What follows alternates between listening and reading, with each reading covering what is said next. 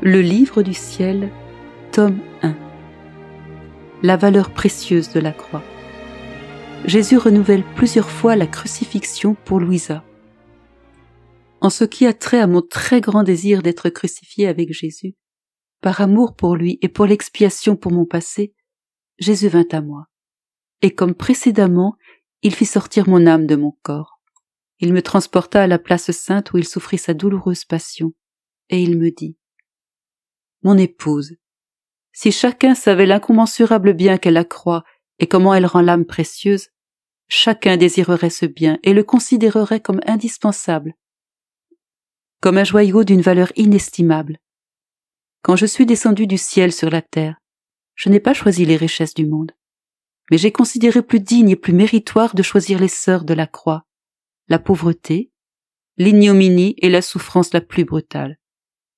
Et pendant que je les portais, je désirais ardemment que le temps de ma passion et de ma mort arrive au plus tôt, puisque par elles j'allais opérer le salut des âmes. Pendant qu'il me parlait, Jésus me fit ressentir la joie qu'il éprouvait en souffrant. Ces paroles allumèrent dans mon cœur un ardent désir de souffrir. Je ressentis un saint transport d'émotion et un désir d'être semblable à lui, le crucifié. Avec le peu de voix et de force que j'avais en moi, je le suppliais en disant : Saint époux, donne-moi la souffrance et donne-moi ta croix pour que je puisse mieux connaître combien tu m'aimes.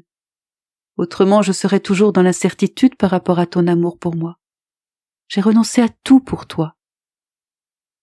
Par la suite, dans la joie plus que jamais à cause de ma supplication, Jésus me permit de m'étendre sur une des croix qui se trouvait là. Quand je fus prête, je l'ai supplié de me crucifier. Affectueusement, il prit un clou et commença à l'enfoncer dans ma main.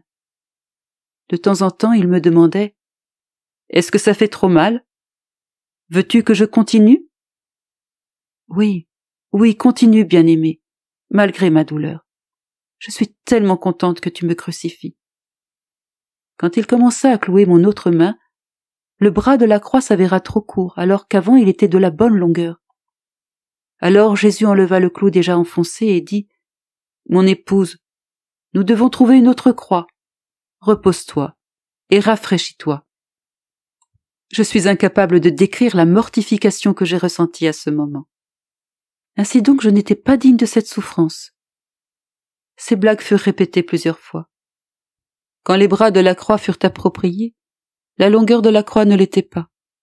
À une autre occasion, pour que Jésus n'ait pas à me crucifier, quelque chose manquait pour ma crucifixion. Jésus trouvait toujours quelque prétexte pour la reporter à une autre fois. Oh, quelle amertume mon âme expérimentait de ces conflits répétés avec mon Jésus. Plusieurs fois j'étais justifiée de me plaindre à lui parce qu'il me refusait la vraie souffrance.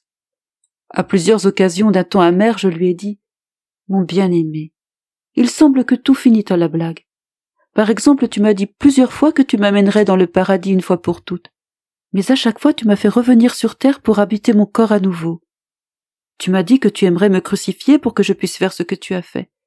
Toutefois, tu n'as jamais permis que j'atteigne une complète crucifixion.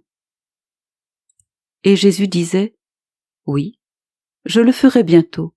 N'en doute pas, ce sera fait.